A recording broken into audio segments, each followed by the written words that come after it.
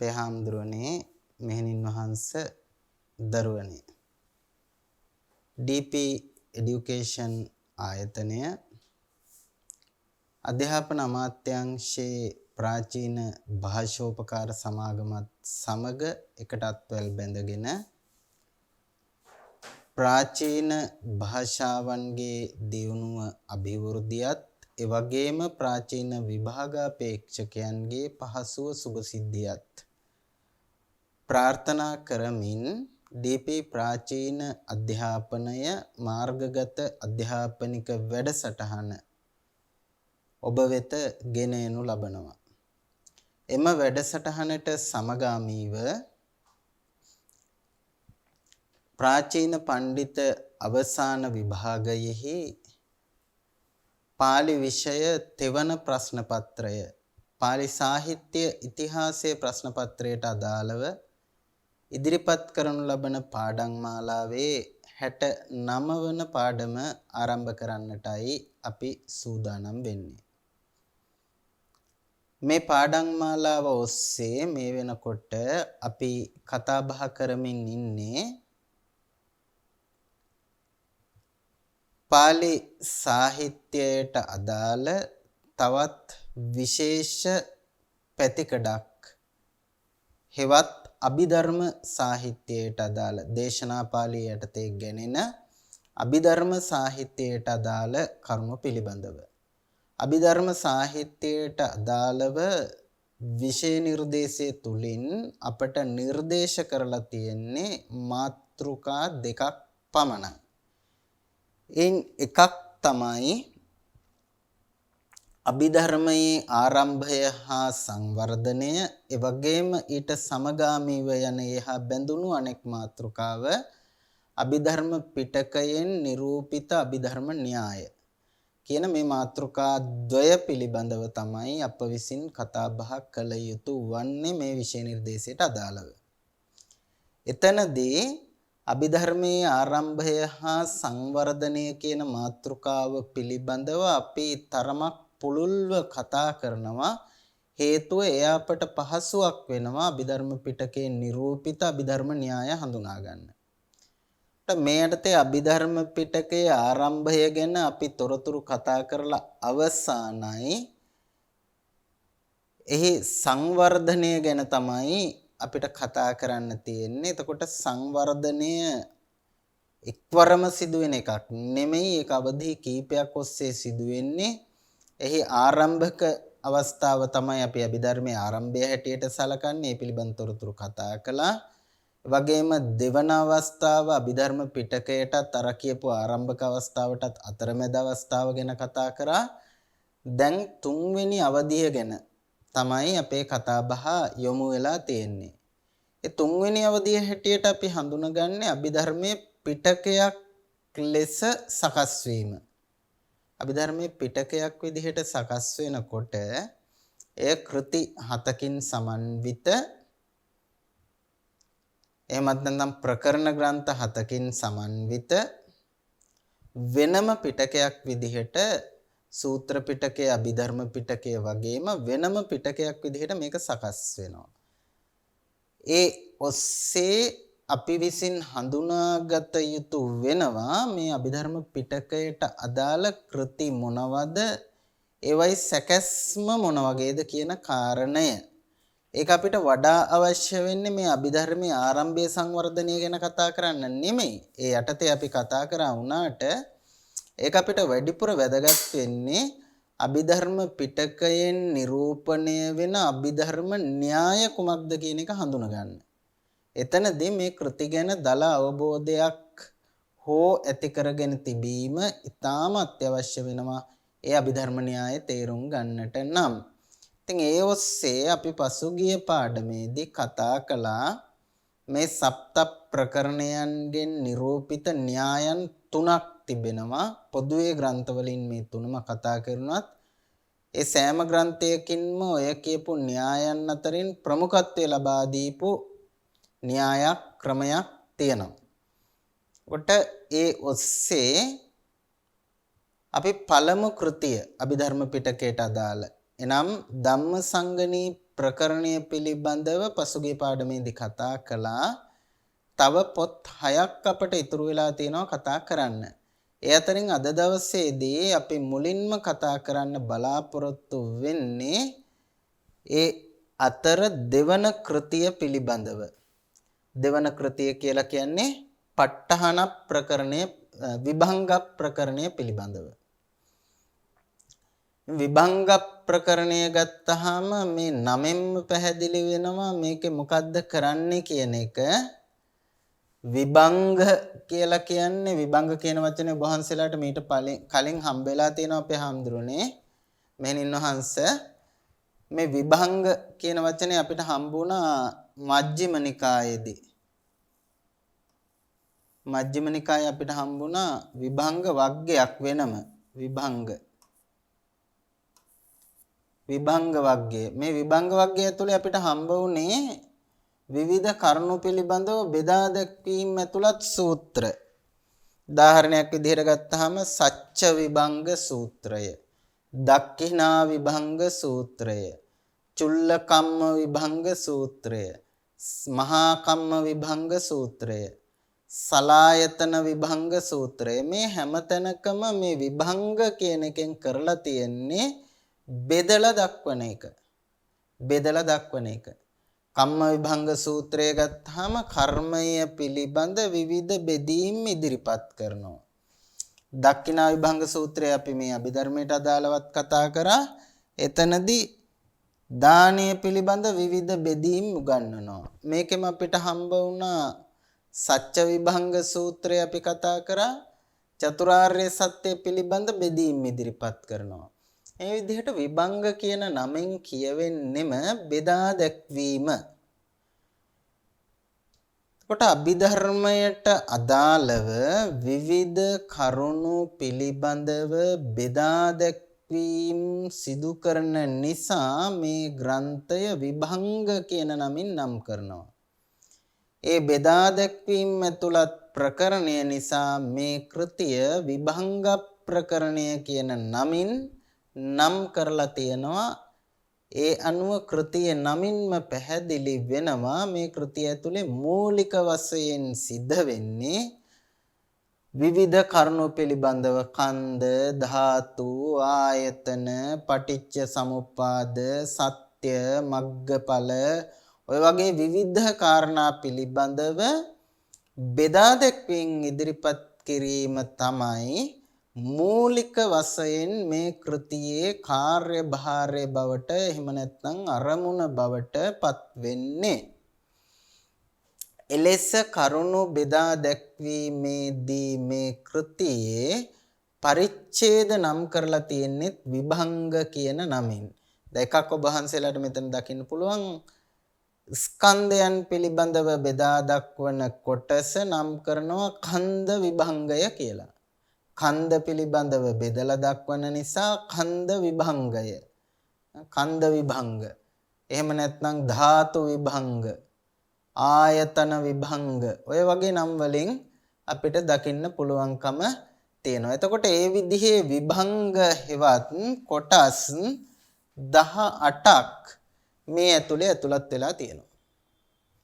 විභංග නමින් හඳුන්වන කොටස් පරිච්ඡේද 18ක් විභංග ප්‍රකරණය ඇතුලේ අන්තර්ගත වෙලා තියෙන බව අපට දකින්න පුළුවන්.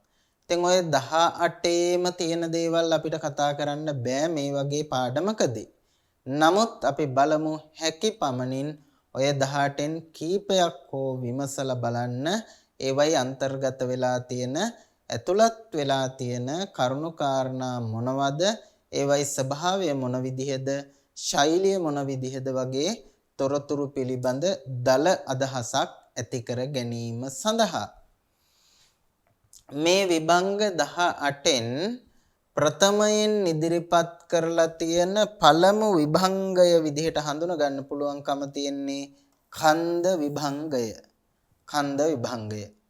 කන්ද විභංගයේදී මූලිකව සිද්ධ වෙන්නේ ස්කන්ධයන් පිළිබඳ විභාග කොට දැක්වීම. අපි බෞද්ධ දර්ශනයේ තුල ස්කන්ධ ධර්ම පහක් පිළිබඳව කතා කරනවා පංචස්කන්ධ කියලා. මේ කියපු පංචස්කන්ධය පිළිබඳ විභාග කොට දැක්වීම තමයි ඛණ්ඩ විභංගයේ අරමුණ බවට පත් වෙන්නේ. එතකොට ඒ ඛණ්ඩ විභංගය යටතේ තොරතුරු ඉදිරිපත් කරනකොට කරුණු ඉදිරිපත් කරනකොට ප්‍රධාන අනුමාත්‍රිකා 8ක් යටතේ ඒ කරුණු ඉදිරිපත් කිරීම සිද්ධ කරලා තියෙනවා. මුලින්ම දකින්න ලැබෙනවා සුත්තන්ත භාජනීය, ඊළඟට අභිධම්ම භාජනීය. මේක ගොඩාක් කන්දකවල අපිට දකින්න ලැබෙනවා සුත්තන්ත භාජනීය අභිධම්ම භාජනීය කියලා. ඒකට සුත්තන්ත භාජනීය යටතේ ගොඩක් වෙලාවට සිද්ධ කරන්නේ සූත්‍ර ධර්ම වලට අදාළ එහෙම නැත්නම් සූත්‍ර පිටකයේ දැක්වෙන පිළිවෙලට අදාළව කරුණු ඉදිරිපත් කිරීම. අභිධම්ම භාජනීය යටතේ අභිධර්මයට අදාළව බෙදා දැක්වීම සිදු කිරීම. සමහර කරුණු බෙදා දැක්වීම සම්බන්ධයෙන් අභිධර්මයේ සහ සූත්‍ර අතර යම් වෙනස්කම් තියෙන්න පුළුවන්. ඒ නිසා සුත්තන්ත භාජනීය වෙනමවත් අභිධම්ම භාජනීය වෙනමවත් ඉදිරිපත් කිරීම මේකේ ගොඩක් විභංගවල අනුගමනය කරලා තියෙන ක්‍රමවේදයක් කරුණු දැක්වීම. එතකොට සුත්තන්ත භාජනීය යටතේ කරුණු දක්වලා ඊළඟට අභිධම්ම භාජනීය යටතේ කරුණු දැක්වීමෙන් අනතුරුව ඊට පස්සේ අන්න අර ස්කන්ධ පහ පිළිබඳව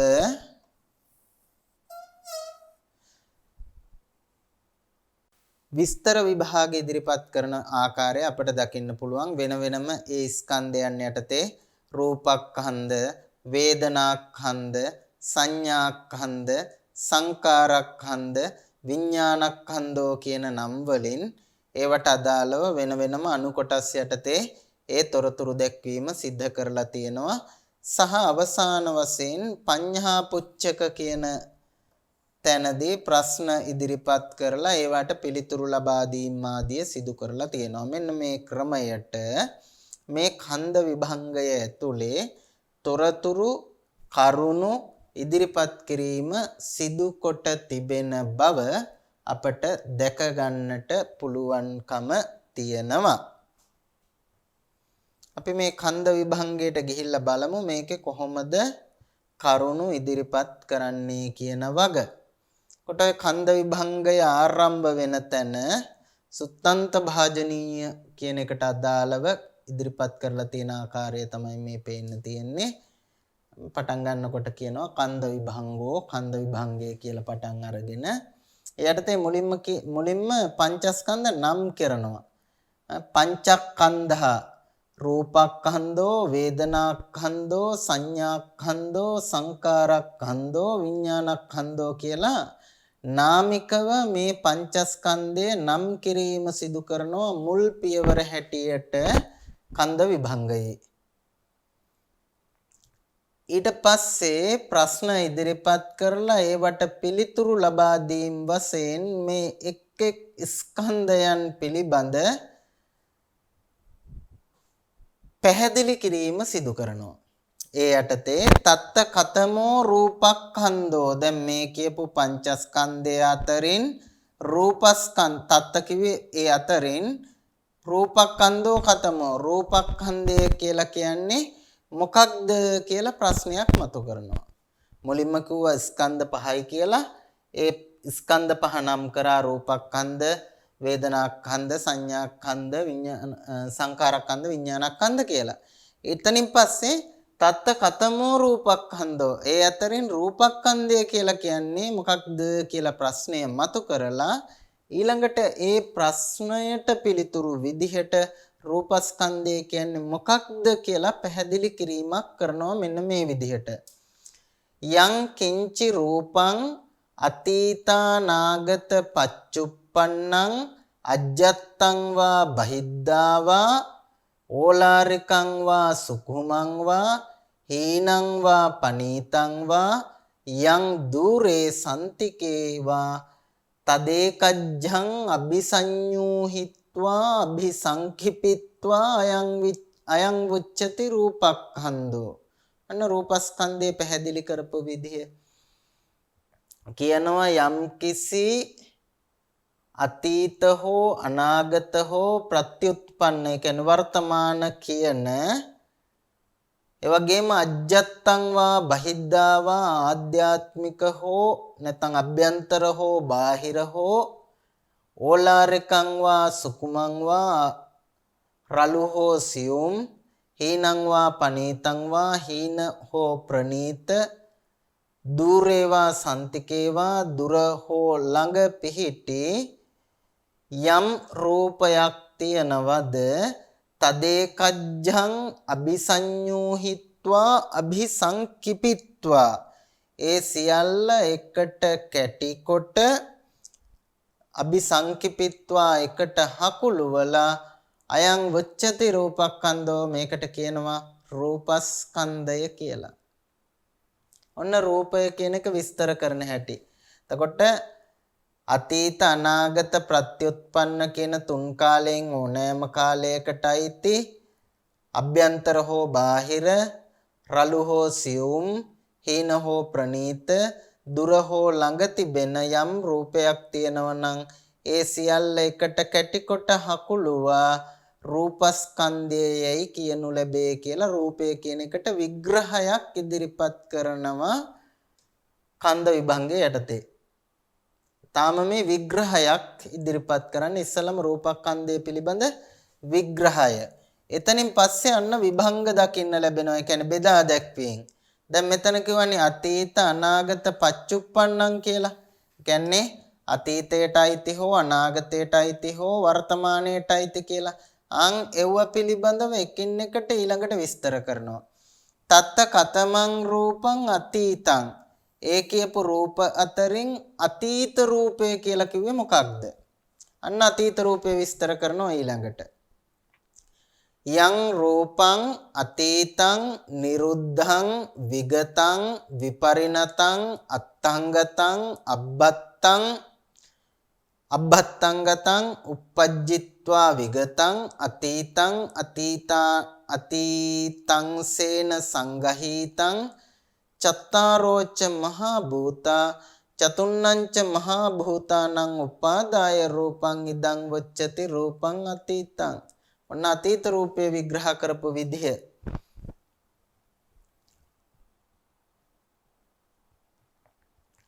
අතීතයට ගිය එහෙම නැත්නම් නිරුද්ධ වෙලා ගිය පහව ගිය විපරිණත භාවයටපත් වූ අස්තංගත වූ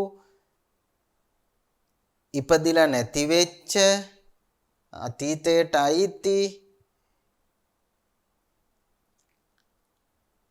සතර මහා භූතයන් එහෙම නැත්නම් සතර මහා භූතයන් ඇසුරු කොට පවතින යම් රූපයක් තියෙනවා නම් ආන් ඒකට කියනවා අතීත රූපය කියලා. ඔන්න අතීත රූපය විග්‍රහ කරපු විදිහ.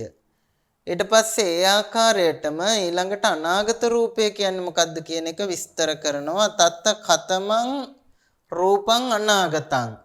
එතන අනාගත රූපය කියන්නේ මොකද්ද? ඒකත් ඒ ආකාරයටම විස්තර කරනවා.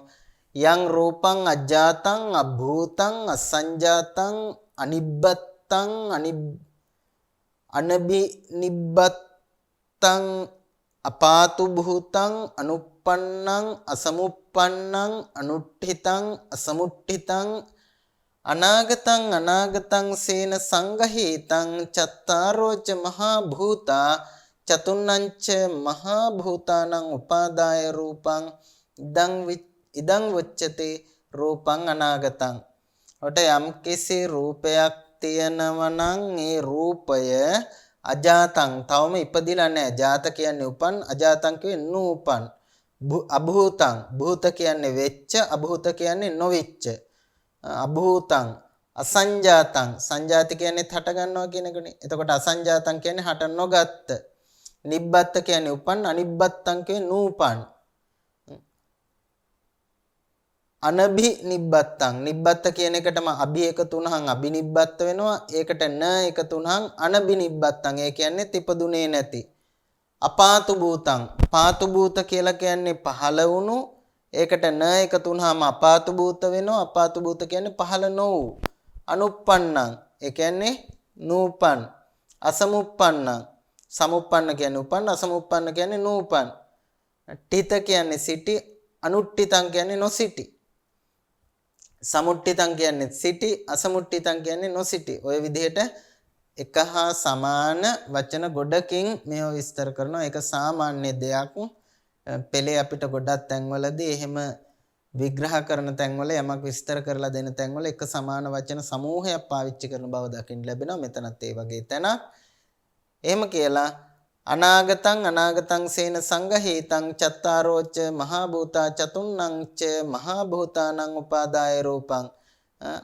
අනාගත වූ හෝ අනාගතයේ සංග්‍රහ කළ සතර මහා භූතයන් හෝ සතර මහා භූතයන් ඇසුරු කොට පවතින රූපයක් වේ නම් ඉදං උච්චති රූපං අනාගතං. ඒකට කියනවා අනාගත රූපය කියලා. ඔන්න අතීත රූපේ පැහැදිලි කරා, ඊළඟට අනාගත රූපේ පැහැදිලි කරා, ඊළඟට වර්තමාන රූපය කියන්නේ මොකද්ද කියන එක පැහැදිලි කරනවා. තත්ත කතමං රූපං පච්චුප්පන්නං. එතන ප්‍රත්‍යুৎපන්න හෙවත් වර්තමාන රූපය කියලා කිව්වේ මොකද්ද?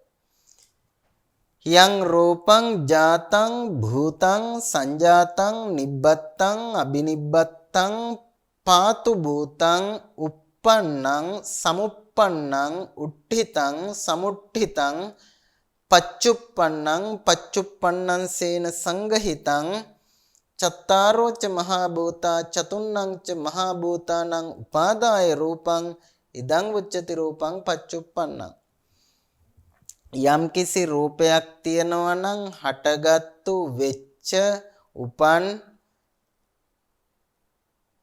උපන් ඉපදුණු ප්‍රාදුර්භූත වෙච්ච නැත්නම් පහළ වෙච්ච මනවින් උපන් නැගී සිටි මනවින් නැගී සිටි ප්‍රත්‍යুৎපන්න කාලයෙන් සංග්‍රහ කරන ලද සතර මහා භූතයන් හෝ සතර මහා භූතයන් ඇසුරු කොට පවත්නා යම් රූපයක් වේ නම් ඒකට කියනවා පච්චුප්පන්න රූපය කියලා. එතකොට මුලින් මේ විදිහට ස්කන්ධ පහ දක්වනවා. ඊට පස්සේ ස්කන්ධයන් අතරින් රූපස්කන්ධය විස්තර කරනවා. මේ විදිහට රූපස්කන්ධය විස්තර කරලා ඒ රූපස්කන්ධය තුල දක්වපු ප්‍රභේදයකින් එකට විභාග කරලා දක්වනවා. තන විතරක් නෙමෙයි ඊට පස්සේ දැන් මේ අතීත අනාගත පච්චුප්පන්නනේ. ඊළඟට අජ්ජත් කියන්නේ මොකද්ද? බහිද්දා කියන්නේ මොකද්ද? ওই දෙක විස්තර කරනවා. ඕලාරික රූපය කියන්නේ මොකද්ද? සුකුම රූපය කියන්නේ මොකද්ද? හීන රූපය කියන්නේ මොකද්ද? පනීත රූපය කියන්නේ මොකද්ද? දූරේ රූපය කියන්නේ මොකද්ද? සන්තිකේ රූපය කියන්නේ මොකද්ද? ඔය සියල්ල මේ ක්‍රමයටම එකින් එකට පැහැදිලි කරගෙන ගිහිල්ලා පැහැදිලි කරගෙන යාම තමයි කන්ද විභංගයේදී සිද්ධ වෙන්නේ. ඒත් එක්කම මේ කියපු අනිත්‍ය ස්කන්ධයන් ගැනත් එහෙමයි. වේදනා ස්කන්ධය ගැනත් මේ විදිහට විස්තරයක් ඉදිරිපත් කරලා ඒකේ තියෙන අණු කොටස් පිළිබඳව එකින් එකට විස්තර කරන් යනවා. සංඥා ස්කන්ධය පිළිබඳවත් එහෙමයි. සංකාර විඥාන පිළිබඳවත් එහෙමයි. ඉතින් මේක තමයි මේ විභංග ප්‍රකරණයේ කන්ද විභංගයේදී අනුගමනය කරලා තියෙන පිළිවෙල. මුලින් ස්කන්ධ පහ දක්වනවා. ඊළඟට එයින් එකක් අරගෙන ඒ ස්කන්ධය පිළිබඳව විස්තර කරනවා. ඒ විස්තරය ඇතුලේ තියෙන අණු කොටස් පිළිබඳව එකින් එකට විස්තර කරගෙන යනවා. ඊළඟට නැවත අර ඊළඟ ස්කන්ධයට යනවා. ඒක විස්තර කරනවා. ඒකේ තියෙන අණු කොටස් විස්තර කරනවා. නැවත ඊළඟ ස්කන්ධයට යනවා. ඔය ක්‍රමයට කරුණු දැක්වීම සිද්ධ කරලා තියෙන බව දකින්න පුළුවන් කන්ද විභංගය ඇතුලේ. පළවෙනි විභංගයේ බවට පත් වෙන විභංග ප්‍රකරණය තුල කන්ද විභංගය. එතනින් පස්සේ තියෙන විභංග ටික අපි මේ විදිහට බලාගෙන යන්. දෙවනි විභංගය ආයතන විභංගය. ආයතන විභංගය. දැන් ආයතන ගත්තාම චක්කු ආයතන, සෝත ආයතන, මේ ගහන ආයතන, ජීව ආයතන, කායතන, මන ආයතන කියලා අපි ආයතන 6ක් ගැන කතා කරනවානේ. එතකොට ඔය ආයතන පිළිබඳව සඳහන් කරනවා. එතකොට ඒකටත් අදාළව සුත්තන්ත භාජනීය වෙනම, අභිධම්ම භාජනීය වෙනමත් ඊට අමතරව පඤ්ඤපුච්චක වශයෙන්ොත් කරුණු දැක්වීම සිද්ධ කරලා තියෙනවා. ඒකෙදිත් අර විදිහට මේ එක් එක් ආයතන පිළිබඳව වෙන්වෙන්ව බෙදා දැක්වීම ආදිය සිදු වෙලා තියෙන බව දකින්න පුළුවන්. ඊළඟට ධාතු විභංගය. සාමාන්‍යයෙන් බුදුදහමේ එන මූලික ඉගැන්වීම් අතර මූලිකම ඉගැන්වීම් තුනක් තමයි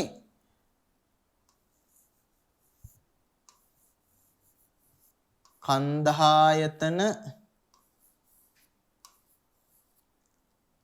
ධාතු විභාගය කියලා කියන්නේ. කන්ධායතන ධාතු විභාගය. කන්ධායතන ධාතු විභාගය.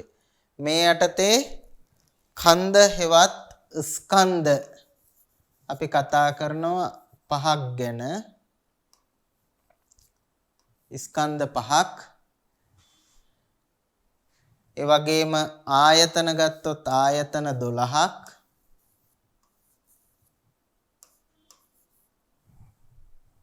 ධාතු ගත්තොත් ධාතු 18ක්. විදිහට මේ කන්දායතන ධාතු විභාගය කියන එක බුදුදහමේ මූලික ඉගැන්වීම් අතර ඉතා ප්‍රසිද්ධ ඉගැන්වීමක්. ස්කන්ධ පහක්, ආයතන 12ක්, ධාතු 18ක් විදිහට මේවා විග්‍රහ කරන එක. ඒ තුනට අදාළ කරුණු තමයි මේකේ පළවෙනි විභංග තුනේ විභංග ප්‍රකරණය ඇතුළත් වෙලා තියෙන්නේ.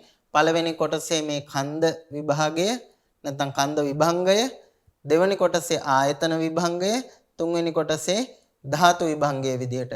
කොට පළවෙනි එකේදී ස්කන්ධ පහ කියලා අපි කතා කරා. එහෙමනම් මේ දෙවෙනි ආයතන විභංගයේදී සිද්ධ වෙන්නේ මේ ආයතන 12 පිළිබඳව විභාග විස්තර ඉදිරිපත් කිරීම, බෙදා දැක්වීම ආදිය ඉදිරිපත් කිරීම තමයි මේ දෙවෙනි ආයතන විභංගයේදී සිද්ධ වෙන්නේ. තුන්වෙනි ධාතු විභංගයේදී සිද්ධ වෙන්නේ මේ 18 ධාතුන් පිළිබඳව විස්තර විභාග ඉදිරිපත් කිරීම. එතෙන්දිත් අර ක්‍රමයේම තමයි අනුගමනය කරලා තියෙන්නේ. සුත්තන්ත භාජනීය වෙනම සහ අභිධම්ම භාජනීය වෙනමත් ඊට අමතරව පඤ්ඤපුච්චක වශයෙන්ොත් කරුණු දැක්වීම සිද්ධ කරලා තියෙනවා.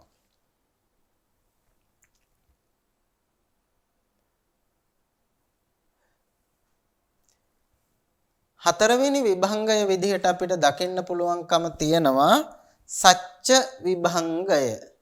සච්ච විභංගය. එතකොට මේ සච්ච විභංගයේත් කරුණු දක්වන්නේ අර පිළිවෙලටම සුත්තන්ත භාජනීය, අභිධම්ම භාජනීය, පඤ්ඤපුච්චක ක්‍රමයට. ඒ පිළිවෙලටම අනු කොටස් තුනක් යටතේ තොරතුරු දැක්වීම සිද්ධ කරලා තියෙනවා. මේ සච්ච විභංග කියන වචනේ වහන්සලාට හුරු පුරුදුයි. සච්ච විභංග කියන එක අහලා හොඳට පුරුදුයි. ඒ සච්ච විභංග සූත්‍රයක් තියෙනවා නේද? සච්ච විභංග සූත්‍රය ඇතුළත් වෙලා තියෙනවා මජ්ක්‍ධිම නිකායේ විභංග වර්ගයේ. සච්ච විභංග සූත්‍රය. මේ විභංග සච්ච විභංගය තුලත් දැක්වෙන තොරතුරු වල ලොකු වෙනසක් නෑ. අර සච්ච විභංග සූත්‍රයේ දක්වපු විස්තර වලට ඊටාම සමාන විස්තර සමූහයක් තමයි සච්ච විභංග මේ සච්ච විභංගය ඇතුලේ දකින්න ලැබෙන්නේ. සච්ච විභංග සූත්‍රයේ දක්වපු කරුණු වලට බෙහෙවින්ම සමාන කරුණු දැක්වීමක් හැටියට හඳුනා ගන්න පුළුවන්. සච්ච විභංගයේ ඇතුළත් වෙලා තියෙන කරුණු දැක්වීම අපි ඒ ගැන ඉස්සරහට කතා කරමු. ඊළඟට අපිට දකින්න පුළුවන් ඉන්ද්‍රිය විභංගය. ඉන්ද්‍රියයන් පිළිබඳව විභාග කරලා දක්වන ඉන්ද්‍රිය විභංගය. ඒකෙත් අභිධම්ම භාජනීය සහ පඤ්ඤපුච්චක කියන කරුණු දෙකට අදාළව පමණයි කරුණු දක්වලා තියෙන්නේ. මේකේ සුත්තන්ත භාජනීය වෙනම දකින්න ලැබෙන්නේ නැහැ අර කලින් විභංගවල වගේ. ඉතින් ඔය ක්‍රමයට තොරතුරු ඉදිරිපත් කරලා තියෙනවා. මේ අතරින් අපි බලමු මෙන්න මේ සච්ච විභංගයේ සූත්‍ර පිටකයේත් අපිට සූත්‍රයක් විදිහටත් හම්බ වුණා. හන්දා එයින් කොටසක් අරගෙන බලමු. ඒකත් එක්ක තියෙන සමානාසමානකම් ගලපලා බලමු. දැන් මම දන්නවා මේක දැක්ක ගමන් ඔබ වහන්සේලාට හිතේ මේ සච්ච විභංග සූත්‍රයේද කියලා. නෑ, මේ සච්ච විභංග සූත්‍රය නෙමෙයි. මේ අභිධර්ම පිටකයේ විභංග ප්‍රකරණයට අයිති සච්ච විභංගය. දැන් සච්ච විභංග සූත්‍රය සිහිපත් කරගෙන අපි මේක කියවලා බලමු.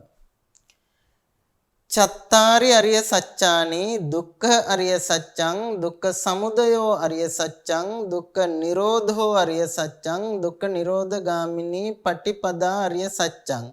සත්‍ය විභංගය ආරම්භ කරන්නේ ආර්ය සත්‍යයන් හතර නම් කරලා. කොට ආර්ය සත්‍යයන් හතරක් තියෙනවා. එනිසා කිව්වා චත්තාරි අරිය සත්‍යානි ආර්ය සත්‍යයන් හතරයි කියලා. ඊළඟට ආර්ය සත්‍යයන් හතර මොනවද කියලා ඉදිරිපත් කරනවා. දුක්ඛං අරිය සත්‍යං දුක්ඛ ආර්ය සත්‍ය, දුක්ඛ සමුදය අරිය සත්‍යං දුක්ඛ සමුදය ආර්ය සත්‍ය, දුක්ඛ නිරෝධෝ අරිය සත්‍යං දුක්ඛ නිරෝධ ආර්ය සත්‍ය, දුක්ඛ නිරෝධගාමිනී පටිපදා ආර්ය සත්‍යං දුක්ඛ නිරෝධගාමිනී පටිපදා ආර්ය සත්‍යය කියලා ඔය හතර ඉදිරිපත් කළා. ඒ හතර ඉදිරිපත් කරලා එතනින් පස්සේ සත්‍ය විභංගයේදී නැවත මේ දුක්ඛ අරිය සත්‍ය කියන්නේ මොකක්ද කියන එක පැහැදිලි කරනවා. සත්‍ය විභංග සූත්‍රයේත් මේ ක්‍රමයටම තමයි පැහැදිලි කරන්නේ. තත්ථ කතමං දුක්ඛං අරිය සත්‍යං, මේ කියපු ආර්ය සත්‍යයන් හතර අතරින් දුක්ඛ ආර්ය සත්‍ය කියලා කිව්වේ කුමක්ද? ඔන්න දුක්ඛ ආර්ය සත්‍ය නිර්වචනය කරමින් එහි ප්‍රභේද දක්වනවා. මෙතන ප්‍රභේද සමූහයක් දක්වනවා. කොහොමද? ජාතිපි දුක්ඛා, ජරාපි දුක්ඛා, මරණම්පි දුක්ඛං, ශෝක පරිදේව දුක්ඛ දෝමනස්සුපායාසාපි දුක්ඛා, අප්පියේහි සම්පයෝගෝ දුක්ඛෝ, පියේහි විප්පයෝගෝ දුක්ඛෝ, යම් පිච්ඡං නලභති තම්පි දුක්ඛං සංකිට්ඨේන පංච උපාදානස්කන්ධා දුක්ඛ. අපි කලින් සත්‍ය විභංග සූත්‍රය කතා කරා මේ පාඩම් මාලාවෙම. එතනත් අපිට ওই කරුණු ටික කොහොමම තමයි හම්බුනේ. එතනත් කිව්වේ දුක කියන්නේ මොකද්ද කියලා අහපුවා ජාතිපි දුක්ඛ, ඉපදීම දුකයි. ඉපදීම ද දුක්ඛ දුකකි. ජරාපි දුක්ඛ, දිරීමෙහිවත් වයසට යාම දුකක්. මරණම්පි දුක්ඛං, මැරෙන එක දුකක්. ශෝක පරිදේව දුක්ඛ දෝමනස්සුපායාසාපි දුක්ඛ, ශෝකය පරිදේවය දුක දොම්නස කියන මේවත්, දුක දොම්නස උපායාසය කියන මේවත් දුක්ඛ දුක්. අප්පියේහි සම්පයෝගෝ දුක්ඛෝ, අප්‍රියයන් හා එක්වීමත් දුකක්. පියේහි විප්පයෝගෝ දුක්ඛෝ, ප්‍රියයන්ගෙන් වෙන්වීමත් දුකක්. යම් පිච්ඡං නලබති තම්පි දුක්ඛං, යමක් කැමතිනම් ඒ කැමති දේ නොලැබීම දුකක්.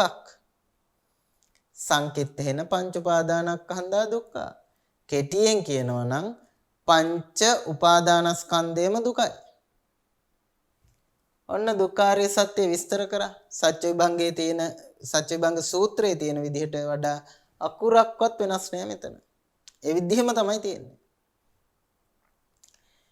ඊට පස්සේ ඊළඟ පියවර වෙන්නේ මේ විභංග ක්‍රමයේදී දැන් ওই දුක් ආර්ය සත්‍යයන් හතර කිව්වා. එයින් දුක්ඛාර්ය සත්‍ය තෝරගත්තා. දුක්ඛ ආර්ය සත්‍ය යටතේ එහි කොටස් දැක්වුවා.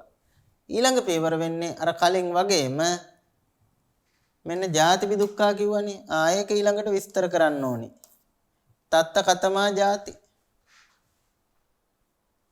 මේ කියපු තැන ජාතිපි දුක්ඛා කියපු තැන ජාති කියලා කිව්වේ මොකද්ද?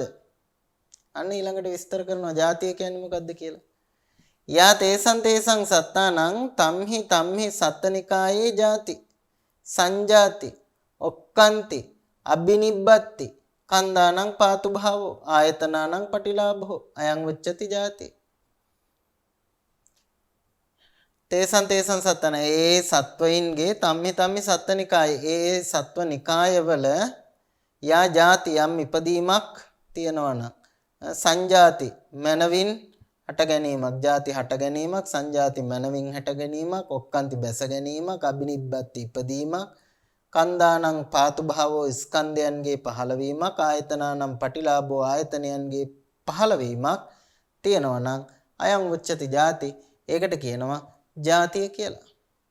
ඕන් ජාතිය කියන එක විස්තර කරා. එතකොට ඒ ජාතිය තමයි අතන දුක්ඛ කියලා කිව්වේ. කියන්නේ යම් කිසි සත්වයක යම් සත්වනිකායක ඉපදීම, හට ගැනීම, පහළවීම, ස්කන්ධයන්ගේ පහළවීම, ආයතනයන්ගේ පටිලාභය කියන මේ කාරණේ තමයි මේ ජාතිපි දුක්ඛ කියලා කිව්වේ. අන්න ඒක විග්‍රහ කළා ජාති කියන වචනේ. මුලින්ම දුක්ඛාර්ය සත්‍ය කියන එක විභාග කරා, විභජනය කරා, විභජනය කරලා ඒක ඇතුලේ තියෙන කොටස් ටික නැවත නිර්වචනය කරනවා. ජරාපි දුක්ඛ, දෙවනුව කියවනේ ජරාපි දුක්ඛ කියලා. ඊළඟට මෙතන මේ ජරාපි දුක්ඛ කියප එක විස්තර කරනවා. තත්ත කතමා ජරා. එහෙනම් එතන ජරාව කියලා කියන්නේ මොකක්ද? ජරා කිව්වේ කුමක්ද? යා තේසං තේසං සත්තානං තම්හි තම්හි සත්තනිකායේ ජරා ජීරණතා කණ්ඩිච්ඡං පාලිච්ඡං වලිත්තවතා ආයුනෝ සංහානි ඉන්ද්‍රියානම් පරිපාකෝ අයං උච්චති ජරා.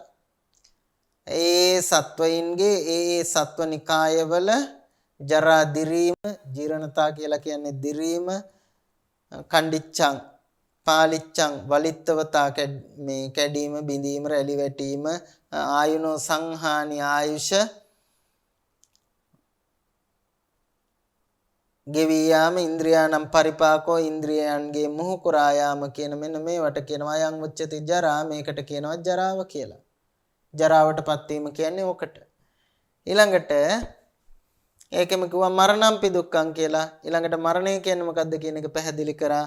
තත කතමං මරණං. එතන මරණය කියන්නේ මොකද්ද? යා තේසං තේසං සත්තානං තම්හා තම්හා සත්තනිකායා චුති චවනතා භේදෝ අන්තරදානං මච්චු මරණං කාලකිරියා කන්දානං භේදෝ කලේබරස්ස නික්කේපෝ ජීවිතින්ද්‍රියස්ස උපච්ඡේදෝ ඉදං උච්චති මරණං.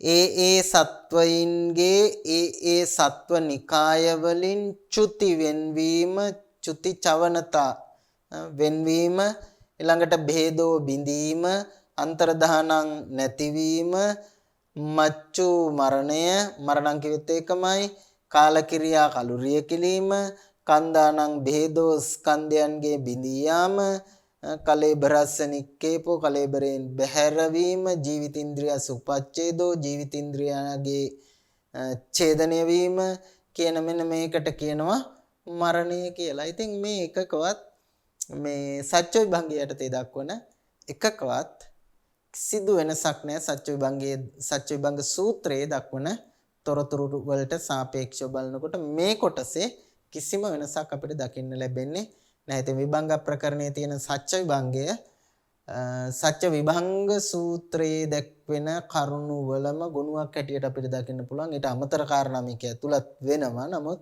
මේ අපි ගත්ත කොටස ගත්තාම ඊට ඊටාම සමාන සාකල්යෙන්ම සමාන කොටසක් හැටියට හඳුන ගන්න පුළුවන්කම තියෙනවා.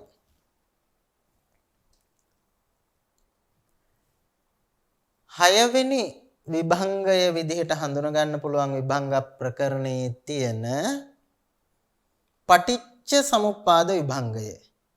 පටිච්ච සමුප්පාද විභංගයට අදාළ ටිකක් වැඩි විස්තර ගොඩක් දකින්න පුළුවන් මේක ඇතුලේ. ඒ යටතේ අනුමාත්‍රිකා 13ක් ඔස්සේ කරුණු දක්වලා තියෙනවා. අර පුරුදු විදිහට අපිට කලින් ඒවයි හම්බුණු සුත්තන්ත භාජනීය සහ අභිධම්ම භාජනීය මේකෙත් හම්බ වෙනවා. සුත්තන්ත භාජනීය අභිධම්ම භාජනීය ඊට පස්සේ නැවත මාතිකා කියලා කොටසක් හම්බ වෙනවා. මාතිකා. ඒ මාතිකා වලින් පස්සේ තමයි ඔන්න විස්තර පටන් ගන්නවා පච්චේ චතුක්කං ප්‍රත්‍ය චතුෂ්කයක් පිළිබඳව සඳහන් වෙනවා. චතුස්ක කීපයක් මේක ඇතුළත් වෙනවා. පච්චේ චතුක්කං කිව්වහම ප්‍රත්‍යයන් චතුස්කයක් ප්‍රත්‍යයන් හතරක් ගැන තොරතුරු. ඊළඟට හේතු චතුක්කං හේතු හතරක් ගැන සම්පයුත්ත චතුක්කං ඒ වගේම අඤ්ඤමඤ්ඤ චතුක්කං කියන විදිහට මේ චතුස්ක කීපයක්ම ඇතුළත් වෙලා තියෙනවා. ඒ චතුස්ක ටිකෙන් අනතුරුව ඊළඟට අකුසල නිද්දේශෝ කුසල නිද්දේශෝ අව්‍යාකත නිද්දේශෝ ආදී වශයෙන් නිද්දේශ කීපයක් තියෙනවා. ආරම්භ වෙන්නේ අකුසල නිද්දේශයෙන් ඊට පස්සේ කුසල නිද්දේශය ඉදිරිපත් වෙනවා. ඊළඟට අව්‍යාකත නිද්දේශය. ඒ වගේම අවිජ්ජා මූලක කුසල නිද්දේශය කුසල මූලක විපාක නිද්දේශය සහ අකුසල මූලක විපාක නිද්දේශය විදිහට නිද්දේශ කීපයක් දකින්න ලැබෙනවා මේ අණු කොටස් ඇතුලේ බලනකොට.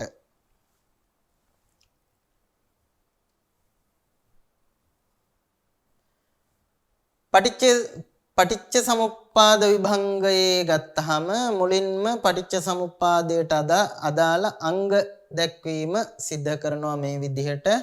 අවිජ්ජා පච්චයා සංඛාරා සංඛාර පච්චයා විඥානං විඥාන පච්චයා නාම රූපං නාම රූප පච්චය සලායතනං සලායතන පච්චය පහස්සෝ පහස්ස පච්චය වේදනා වේදනා පච්චය තණ්හා තණ්හා පච්චය උපාදානං උපාදාන පච්චය භවෝ භව පච්චය ජාති ජාති පච්චය ජරා මරණං ශෝක පරිදේව දුක්ඛ දෝමනස්ස උපායාසා සම්භවಂತಿ ඒවමේතස්ස කේවලස්ස දුක්ඛක්ඛන්දස්ස සමුදයෝ හෝති. ආරෝහණ පිළිවෙලට ඉදිරිපත් කරලා තියෙනවා මේ දුක් සමූහයාගේ පහළවීම හට ගැනීම සිදුවෙන ආකාරය ගැන. පටිච්චසමුප්පාදයේ දෙආකාරයකට මේ ගන්න පුළුවන් නේ. මුල ඉඳන් අගට, අග ඉඳන් මුලට ආරෝහණ ක්‍රමයට ගන්නත් පුළුවන්, අවරෝහණ ක්‍රමයට ගන්නත් පුළුවන්. මෙතන තියෙන්නේ ආරෝහණ ක්‍රමයට. එහෙම අරගෙන ඊට පස්සේ මේ පටිච්චසමුප්පාදයේ ඇතුලේ තිබුණු එක් අංග පිළිබඳව වෙන් වශයෙන් විස්තර කිරීම පටිච්චසමුප්පාද විභංගයේදී සිද්ධ කරලා තියෙනවා. උදාහරණයක් විදිහට ගත්තොත් අවිජ්ජා පච්චය සංඛාරා කියලා කිව්වා. අවිද්‍යාව ප්‍රත්‍ය කොටගෙන සංස්කාර උපදිනවයි කියලා. අන්න එහෙනම් අවිජ්ජා කිව්වේ මොකද්ද? ඕන් අවිජ්ජා කියන එක විස්තර කරනවා. මෙන්න මෙතනදී අවිජ්ජා කියන එක මෙතන විස්තර කරනවා. කොහොමද? තත්ථ කතමා අවිජ්ජා. එතන අවිජ්ජා කියලා කිව්වේ මොකක්ද? ඔන්න දැන් අවිජ්ජා කියන එක විස්තර කරන්න හදන්නේ. දුක්ඛේ අඥානං දුක්ඛ සමුදයේ අඥානං දුක්ඛ නිරෝධේ අඥානං දුක්ඛ නිරෝධ ගාමිනියා පටිපදාය අඥානං අයං උච්චති අවිජ්ජා. මොකක්ද එහෙනම් අවිජ්ජා කියලා කියන්නේ? දුක නොදැනීම, දුකට හේතුව නොදැනීම, දුකෙහි නිරෝධය නොදැනීම, එවැගේම දුක්ඛ නිරෝධ ගාමිනී ප්‍රතිපදාව නොදැනීමට කියනවා අවිජ්ජා කියලා. ඒ අනුව මේ විග්‍රහයට අනුව අවිද්‍යාව කියලා කියන්නේ සිව්සස් දහම නොදැනීම හෙවත් චතුරාර්ය සත්‍ය නොදැනීමට කියනවා අවිද්‍යාව කියලා. ඒ චතුරාර්ය සත්‍ය නොදැනීම ප්‍රත්‍ය කොටගෙන මොනවද ඇති වෙන්නේ? සංස්කාර ඇති වෙනවා. එහෙනම් මොනවද සංස්කාර කියලා කිව්වේ? තත්ත කතමේ අවිජ්ජා පච්චය සංඛාරා. ඒ අවිද්‍යාව ප්‍රත්‍ය කොටගෙන සංස්කාර ඇති වෙනවයි කියලා කිව්වේ කුමක්ද? අන්න ඊළඟට සංඛාර විස්තර කරනවා. කොහොමද සංඛාර විස්තර කරන්නේ? සංඛාර විස්තර කරනකොට මුලින්ම සංඛාරවල කොටස් දක්වනවා. සංඛාරවල කොටස් තමයි පුඤ්ඤාභි සංඛාරෝ, අපුඤ්ඤාභි සංඛාරෝ, ආනිඤ්ඤාභි සංඛාරෝ, කාය සංඛාරෝ, වචී සංඛාරෝ, චිත්ත සංඛාරෝ. සංඛාර කීයක් පෙන්වුවද මෙතන? සංඛාර 6ක් පෙන්වුවා. මොනවද 6? පුඤ්ඤාභි සංඛාර, අපුඤ්ඤාභි සංඛාර, ආනිඤ්ඤාභි සංඛාර, කාය සංඛාර, වචී සංඛාර සහ චිත්ත සංඛාර කියලා සංඛාර 6ක් පෙන්වුවා. දැන් ඒ සංඛාර 6 පෙන්නලා ඊළඟ එකට යන්නේ ඒ සංඛාර 6 විස්තර කරනවා. මොනවද පුඤ්ඤාභි සංඛාර, මොනවද අපුඤ්ඤාභි සංඛාර, මොනවද ආනිඤ්ඤාභි සංඛාර. ඒක තමයි විභංගවලදී සිද්ධ වෙන පිළිවෙල. දැන් අන්න පුඤ්ඤාභි සංඛාර වලට යනවා ඊළඟට. තත්ත කතමෝ පුඤ්ඤාභි සංඛාරෝ. එතන පුඤ්ඤාභි සංඛාර කියලා කිව්වේ මොකද්ද? ඔන්න ඒක විස්තර කරනවා ඊළඟට. කුසල චේතනා කාමාවචරා රූපාවචරා දානමය සීලමය භවනාමය අයං උච්චති පුඤ්ඤාභි සංඛාරෝ. කාමාවචර රූපාවචර දානමය සීලමය භාවනාමය වශයෙන් ඇතිවෙන කුසල චේතනාවන් වලට කියනවා පුඤ්ඤාභි සංඛාර කියලා.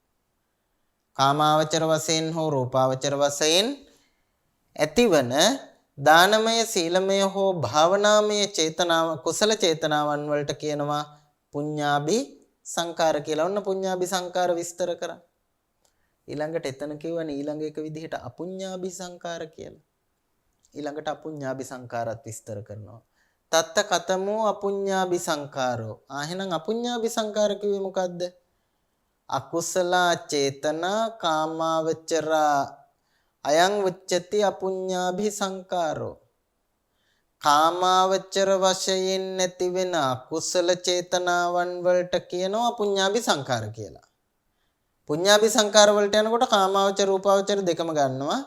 අපුඤ්ඤාභි සංඛාර වලට යනකොට කාමාවචර විතරයි. කාමාවචර වශයෙන් නැති වෙන අකුසල චේතනා වලට කියනවා අපුඤ්ඤාභි සංඛාර කියලා. එතකොට ආනිඤ්ඤාභි සංඛාර කිව්වේ තත්ත කතමෝ ආනිඤ්ඤාභි සංඛාරෝ. ආනිඤ්ඤාභි සංඛාර කිව්වේ මොකක්ද එහෙනම්? කුසල චේතනා අරූපාවචරා අයං විච්ඡන්ති ආනිඤ්ඤාභි සංඛාරා. අරූපාවචර වශයෙන් නැති වෙන කුසල චේතනාවන් වලට කියනවා ආනිඤ්ඤාභි සංඛාර කියලා. අරූපාවචර භූමියේ ඇති වෙන කුසල චේතනා වලට තමයි ආනිඤ්ඤාභි සංඛාර කියලා කියන්නේ. තත්ත කතමෝ කාය සංඛාරෝ. මෙතන කියපු කාය සංස්කාර කිව්වේ මොනවද? කාය සංස්කාර කිව්වේ කාය සංචේතනා කාය සංඛාරෝ වචී සංචේතනා වචී සංඛාරෝ මනෝ සංචේතනා චිත්ත සංඛාරෝ. ඉමේ වුච්ඡන්ති අවිජ්ජා පත්‍ය සංඛාරා. ඔන්න අවිද්‍යාව ප්‍රත්‍ය කොටගෙන සංස්කාර උපදින්නේ කොහොමද කියලා සඳහන් කරා. එතකොට මේ පටිච්ච සමුප්පාද විභංගය ඇතුලේ ඊළඟට අනුපිළිවෙලින් මේ අනික් කරුණු ගැනත් සංඛාරපත්‍ය විඥාන විඥානපත්‍ය නාම රූප මේවා එකින් එකට කොහොමද ඇති වෙන්නේ කියන එක දිගට විස්තර කරගෙන යනවා. ඒක නිසා තමයි මේක පටිච්ච සමුප්පාද විභංගය කියන නමින් නම් කරලා තියෙන්නේ. පටිච්ච සමුප්පාද විභංගයෙන් පස්සේ ඊළඟට අපිට හම්බ වෙනවා හත්වෙනි විභංගය විදිහට සතිපට්ඨාන විභංගය. සතිපට්ඨාන විභංගය. සතිපට්ඨාන විභංගය ඇතුළෙත් කොටස් කීපයකින් කරුණු දක්වලා තිබෙනවා. මුලින් සුත්තන්ත භාජනීය යටතේත් වගේම අභිධම්ම භාජනීය යටතේත් පඤ්ඤපුච්චක වශයෙන්ොත් කරුණු දැක්වීම සිදු කරලා තියෙනවා. සුත්තන්ත භාජනීය යටතේ කරුණු දැක්වීමේදී සතර සතිපට්ඨානයට අදාළ වෙන විදිහට වෙන වශයෙන් නැවත කරුණු දක්වනවා. කායානුපස්සනා නිද්දේශය, වේදනානුපස්සනා නිද්දේශය, චිත්තානුපස්සනා නිද්දේශය සහ ධම්මානුපස්සනා නිද්දේශය විදිහට ඒ කරුණු හතරට අදාළව තොරතුරු දැක්වීම සිද්ධ කරලා තියෙනවා. සතර සතිපට්ඨානයට අදාළව සුත්තන්ත භාජනීය යටතේ. එතනින් පස්සේ අභිධම්ම භාජනීය සහ පඤ්ඤපුච්චක කියන කොටස් දකින්න පුළුවන්. අටවෙනි විභංගය විදිහට හඳුන ගන්න පුළුවන් සම්මප්පදාන විභංගය. සම්මප්පදාන කියේ සම්‍යක් ප්‍රධාන කියන එක. ඔකට සම්මප්පදාන විභංගය යටතේ අර කියපු ක්‍රමයටම සුත්තන්ත භාජනීය, අභිධම්ම භාජනීය සහ පඤ්ඤපුච්චක වශයෙන් තමයි කරුණු දක්වලා තියෙන්නේ. ඊළඟට ඉද්ධිපාද විභංගයට යනකොටත් ඉද්ධිපාද විභංගයේත් ඒ ක්‍රමයමයි අනුගමනය වෙන්නේ. ඒකෙදි විස්තර කරන්නේ ඉර්ධිපාද පිළිබඳව, සම්මප්පදාන විභංගයේදී සම්‍යක් ප්‍රධාන වීර්යය පිළිබඳව, ඊළඟට සතර ඉර්ධිපාද පිළිබඳව විස්තර වන සහ බෙදා දක්වන විභංගය ඉද්ධිපාද විභංගයේ විදිහට නම් කරනවා. ඒකෙත් අර විදිහටම කරුණු දැක්වීම සිද්ධ කරනවා. ඉතින් අපි මෙතනින් මේ සම්මප්පදාන විභංගය පිළිබඳව බලමු. සම්මප්පදාන විභංගය අපිට මෙන්න මේ විදිහට දකින්න පුළුවන්. චත්තාරෝ සම්මප්පදාන. මුලින්ම සම්මප්පදාන කීයක් තියෙනවද කියලා කිව්වා. සම්‍යක් ප්‍රධාන කීයක්ද තියෙන්නේ කියන එක තමයි මුලින් පැහැදිලි කරන්නේ. චත්තාරෝ සම්මප්පදාන. සම්‍යක් ප්‍රධාන හතරක් තියෙනවා. මොනවද? ඉද බික්කු අනුප්පන්නානං පාපකානං අකුසලානං ධම්මානං අනුප්පාදාය චන්දං ජනේති වායමති විරියං ආරභති. ඉද කිව්වේ මේ ශාසනය කියන එක. මේ ශාසනයෙහි භික්ෂුව අනුප්පන්නානං පාපකානං අකුසලානං ධම්මානං නූපන් පවිතු අකුසල ධර්මයන්ගේ අනුප්පාදාය නොඉපද වීම පිණිස චන්දං ජනේති, චන්දං කැමැත්ත, ජනේති ඇති කරගන්නවා, වායමති උත්සාහ කරනවා, විරියං ආරභති වීර්ය ආරම්භ කරනවා, චිත්තං පග්ගණ්හාති පදහති සඳහා කටයුතු කරනවා. ඒ වගේම ඔන්න පළවෙනි එක. ඊළඟට uppannānaṁ pāpakānaṁ akusalaanaṁ dhammānaṁ pahānāය චන්දං ජනේති වායමති විරියං ආරභති චිත්තං පග්ගණ්හාති පදහති. uppannānaṁ pāpakānaṁ akusalaanaṁ dhammānaṁ pahānāය උපන්න කුසලයන්ගේ ප්‍රහාණය පිණිස ඡන්දය ඇති කරගන්නවා, වෑයම් කරනවා, වීරිය කරනවා ඔය ආදී විදිහට. ඊළඟට අනුප්පන්නානං කුසලානං ධම්මානං උප්පාදාය ඡන්දං ජනේති වායමති. අනුප්පන්නානං කුසලානං ධම්මානං උප්පාදාය නූපන් කුසලයන්ගේ ඉපදවීම පිණිස ඡන්දය ඇති කරගන්නවා ආදී වශයෙන්. ඒ වගේම uppannānaṁ කුසලානං ධම්මානං තිතියා අසම්මෝසාය භීයෝ භාවාය වේපුල්ලාය භාවනාය පාරිපූර්යා චන්දං ජනේති වායමති විරියං ආරභති. ඉපදුණු කුසල් දහම් වල පැවැත්ම වර්ධනය වීම විපුලත්වය වැඩිම පිණිස ඡන්දය ඇති කරගන්නවා, වීරය කරනවා ආදී වශයෙන් තොරතුරු දක්වනවා. මේ විදිහට සතර සම්‍යක් ප්‍රධාන වීරය පිළිබඳව මුලින් නාමික වශයෙන් දක්වනවා. නාමිකව දැක්වීමෙන් අනතුරුව ඊළඟට ඔන්න එකින් එකට ඒවත් විභාග කරලා දක්වනවා, නැත්නම් බෙදලා දක්වනවා. කතංච බික්ඛු අනුප්පන්නානං පාපකානං අකුසලානං ධම්මානං අනුප්පාදාය චන්දං ජනේති වායමති විරියං ආරභති චිත්තං පග්ගණ්හාති පදහති. නූපන් පාපයන්ගේ නැත්නම් අකුසල ධර්මයන්ගේ නොයිපද වීම පිණිස ඡන්දය ඇති කරගන්නවා, වෑයම් කරනවා, වීර්ය ආරම්භ කරනවා ආදී වශයෙන් කිව්වේ කුමක්ද කියලා ප්‍රශ්න කරලා ඊළඟට ඒක විස්තර කරනවා. තත්ත කතමේ අනුප්පන්නා පාපකා කුසලා ධම්මා. ඉස්සලම් පැහැදිලි කරනවා එතන නූපන් පාපයන් අකුසලයන් කියලා කියන්නේ මොනවද කියලා. තීනේ අකුසල මූලානි. අකුසල මූල තුනයි. මොනවද? ලෝභෝ, දෝසෝ, මෝහෝ. ලෝභ, දෝස, මෝහ. තදේ කට්ටාච කිලේසා. ඒවා එකක් ගානේ කෙලෙස්. ඊළඟට තං සම්පයුත්තෝ වේදනාක්ඛන්தோ සංඥාක්ඛන්தோ සංකාරක්ඛන්தோ විඥානක්ඛන්தோ තං සමුට්ඨානං කාය කම්මං වචී කම්මං මනෝ කම්මං ඉමේ උච්චන්ති අනුප්පන්නා පාපකා කුසලා ධම්මා. කොට තං සම්පයුත්තෝ මේ කියපු අකුසල මූලයන්ගෙන් සංප්‍රයුක්ත වෙච්ච වේදනාස්කන්ධය, සංඥාස්කන්ධය, සංස්කාරස්කන්ධය සහ විඥානස්කන්ධය තමයි විඥානස්කන්ධය. ඒ වගේම තං සමුට්ඨානං ඒහා මිශ්‍රිත වූ කාය කර්මය, වචී කර්මය, මනෝ කර්මය මෙන්න මේවට තමයි නූපන් පවිටු අකුසල කර්ම කියලා සඳහන් කළේ. ඉති ඉමේසං අනුප්පන්නානං පාපකානං අකුසලානං ධම්මානං අනුපාදාය චන්දං ජනේති වායමති විරියං ආරභති චිත්තං පග්ගණ්හාති පදහති. ඊළඟට තවදුරටත් අතන තිබුණු වචන විස්තර කරනවා. චන්දං ජනේතිති තත්ත ඛතමෝ ඡන්தோ. මේ චන්දං ජනේති කියලා කියපුවහන් ඒකේ ඡන්ද කියලා කිව්වේ මොකද්ද? යෝ ඡන්தோ චන්දිකතා කත්තු කම්ම්‍යතා කුසලෝ. කත්තු කම්ම්‍යතා කුසලෝ කිරීමට ඇති කැමැත්ත. ධම්මච්ඡන්தோ අයං උච්චති ඡන්தோ. දැහැමි කැමැත්තට කියනවා ඡන්දය, කැමැත්ත. කිරීමට ඇති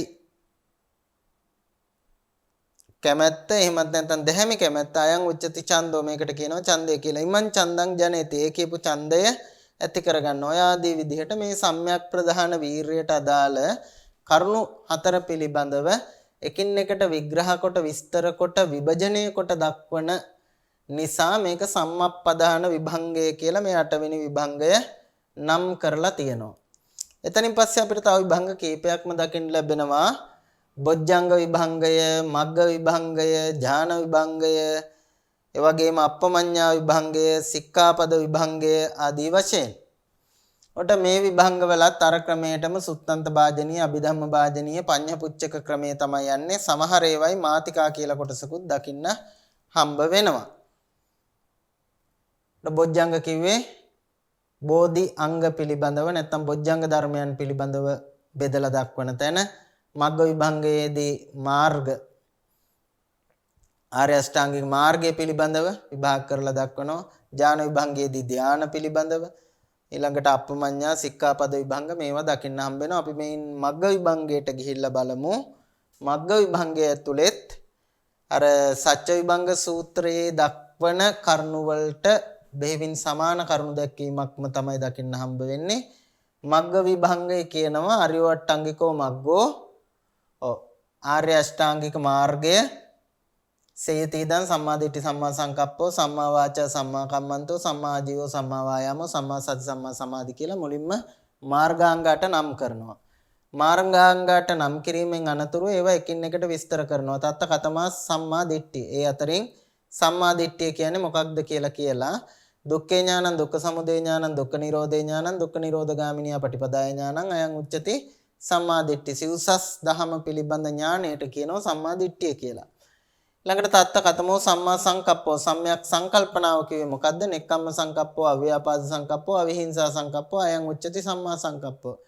නෙක්ඛම්ම අව්‍යාපාද අවිහිංසා කියන මේ සංකල්පනාවන් වලට කියනවා සම්මා සංකප්ප කියලා. තත්ත කතමා සම්මා වාචා සම්මා වාචාව විස්තර කරනවා මුසාවාදා වේරමණී පිසුනා වාචා වේරමණී පරුසාය වාචාය වේරමණී සම්පප්පලාපා වේරමණී වචනෙන් වෙන වැරදි හතරෙන් වෙන එක තමයි සම්මා වාචා කියලා කියන්නේ. ඒ ආකාරයට සම්මා කම්මන්ත කියන එක විස්තර කරනවා පාණාතිපාතා වේරමණී අදින්නාදානා වේරමණී කාමේසු මිච්ඡාචාරා වේරමණී කයින් වෙන වැරදි වලින් වෙන්වීම. ඊළඟට සම්මා ආජීවය කියන එක විස්තර කරනවා තත්ත කතමෝ සම්මා ආජීවෝ ඉදාරිය ශාවකෝ මිච්ඡා ආජීවම් පහය සම්මා ආජීවේන ජීවිකං කප්පේති. වැරදි දිවි පැවැත්ම වලින් තොර වෙලා යහපත් ක්‍රමයකින් තමන්ගේ දිවි පැවැත්ම ගත කිරීම තමයි සම්මා ආජීවය කියලා කියන්නේ. ඉතින් ওই විදිහට අර සත්‍ය විභංග සූත්‍රයේ මාර්ගාංග විස්තර කරපු ආකාරයටම මෙතනත් මේ මග්ග විභංගයේදීත් මාර්ගාංග පිළිබඳව වෙන වශයෙන් විස්තර කිරීම දකින්න ලැබෙනවා මග්ග විභංගය තුල. එතනින් පස්සේ අපිට 15 වෙනි විභංගයේ විදිහට දකින්න පුළුවන් පටිසම්භිදා විභංගය සහ 16 වෙනි විභංගයේ විදිහට ඥාන විභංගය දකින්න පුළුවන්. පටිසම්භිදා විභංගයත් ඥාන විභංගයත් පටිසම්භිදා විභංගයේදී සුත්තන්ත භාජනීය අභිධම්ම භාජනීය පඤ්ඤ පුච්චක ක්‍රමයේම තමයි අනුගමනය කරලා තියෙන්නේ. හැබැයි ඥාන විභංගයට යනකොට ඒකේ මාතිකා වලින් පස්සේ අමතර කරුණු ගණනාවක් ඇතුළත් වෙලා තියෙනවා. ඒක විදේන ඥානවත්තු, දුවිදේන ඥානවත්තු, ත්‍රිවිදේන ඥානවත්තු, චතුබ්බිදේන ඥානවත්තු, පංචවිදේන නවවිදේන ඥානවත්තු, දසවිදේන ඥානවත්තු ඔය ආදී විදිහට එක් ආකාරයකින්, දෙආකාරයකින්, තුන් ආකාරයකින්, හතර ආකාරයකින් ඔහොම මේ එක් ප්‍රභේදගත විදිහට දක්වලා තියෙනවා. අනිත් පැත්තට අප ඒකකන්, දුකන්, තිකන්, චතුක්කන්, පංචකන්, නවකන්, දසවිදේන ඥානවත්තු ඔය විදිහට මේවයි එක් ප්‍රභේද අනුව මේ බෙදා දැක්වීම ආදිය සිද්ධ කරලා තියෙනවා. එතෙන්දී පටිසම්භිදා විභංගයට අදාළව විස්තර කරන්නේ සිව්පිලිසිඹියාවන් පිළිබඳව. මුලින්ම චතස්සෝ පටිසම්භිදා කියලා අත්ත පටිසම්භිදා, ධම්ම පටිසම්භිදා, නිරුත්ති පටිසම්භිදා, පටිවිධාන පටිසම්භිදා කියලා ඔය පිලිසිඹියා හතර පිළිබඳව නාමිකව සඳහන් කිරීම කරලා එතනින් පස්සේ අත්තේ ඥානං අත්ත පටිසම්භිදා, ධම්මේ ඥානං ධම්ම පටිසම්භිදා, తත්‍ර ධම්ම නිරුත්තාභිලාපේ ඥානං නිරුත්ති සප්පටිසම්භිදා, ඥානේසු ඥානං පටිභාන පටිසම්භිදා කියලා ওই ඥානයන් හතර කෙටියෙන් විස්තර කරලා ඊළඟට නැවත ඒවා පිළිබඳව දීර්ඝව විස්තර කිරීම දකින්න පුළුවන්. මේ පිළිසිඹියා හතරට අදාළ වෙන වශයෙන් විස්තර කිරීම ඇතුළත් වෙලා තියෙනවා. විවිධාකාරයේ විභාග කිරීම නැත්නම් බෙදා දැක්වීම සමූහයක් පටිසම්භිදා විභංගය ඇතුළෙත් දකින්න පුළුවන්කම තියෙනවා. ඊට පස්සේ 17 වෙනි වග්ගයේ විදිහට කුද්දකවත්තු විභංගයත් අවසාන විභංගයේ විදිහට ධම්මහදේ විභංගයත් අපිට දකින්න පුළුවන්. මේ දෙකම ටිකක් දීර්ඝ විභංග.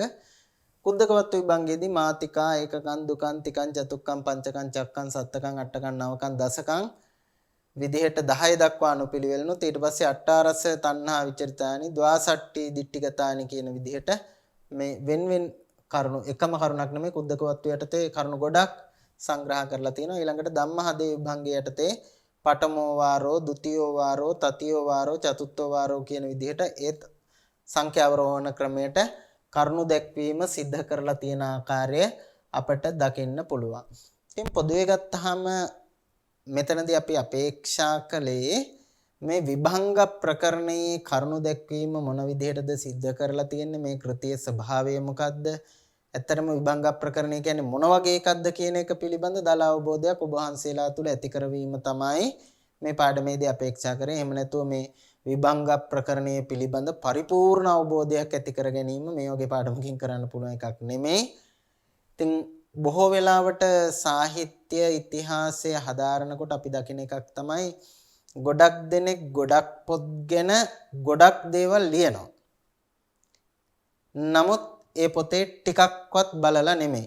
ඒක නිසා මේ පොත ගැන අපි ලියන දේවල් ලියනකොට එහෙම නැත්නම් මේ පොත ඇතුළුව මේ ප්‍රකරණ ග්‍රන්ථ ගැන යම් යම් දේවල් අපි ලියනකොට ටිකක් හරි ඒ පොත් ගැන බලලා ලියන එක ගොඩක් නොබැලුවා වුණත් වටිනවා මොකුත්ම නොබලා ලියනවට වැඩිය.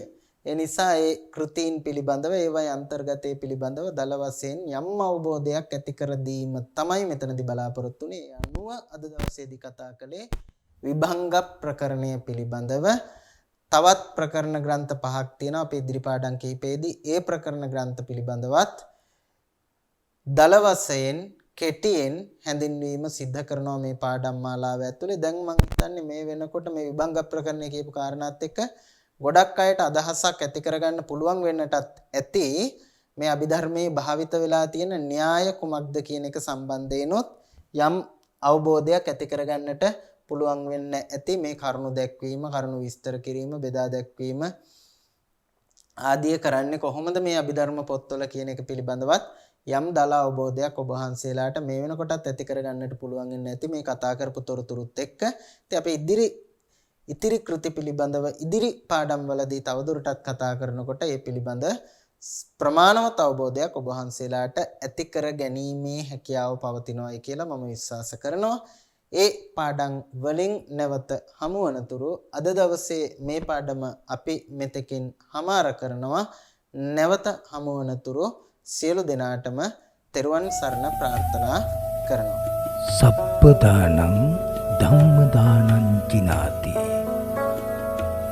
සියලු දානයන්ට වඩා ධර්ම දානය උතුම් වන්නේය යන උතුම් බුදු වදන පසක් කරමින් ප්‍රාචීන අධ්‍යාපනය ලබන සුවහසක් හාමුදුරුවන් වහන්සේලාගේ මෙහෙණින් වහන්සේලාගේ සහ දුවා දරුවන්ගේ දහම් ඇස විවර කරමින් සම්බුද්ධ ශාසනයේ චිරස්ථිතිය උදෙසා ධම්මික ෆ්‍රසිලා පෙරේරා පදනම මගින් සිදු කෙරෙන මහංගු සමාජ සත්කාරයයි ඩීපී ප්‍රාචීන අධ්‍යාපනය